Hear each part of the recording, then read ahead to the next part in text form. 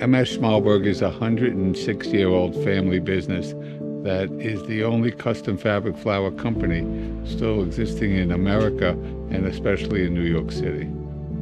My name is Warren Brand, and I am the president of M&S Schmalberg. My son Adam came in and is now vice president, and he's the fourth generation member of the family business.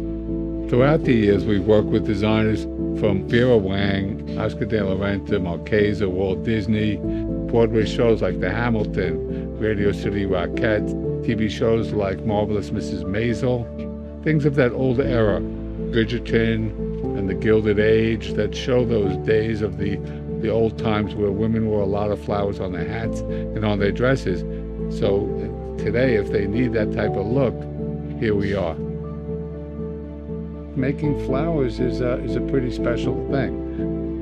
Brides come in, you know, it's a joyful business. How bad could it be, making flowers? So I'd like it to go on for as long as Adam can, and maybe one of his children, if not his siblings' children, will come in, and maybe it'll be a fifth generation. God's got a plan.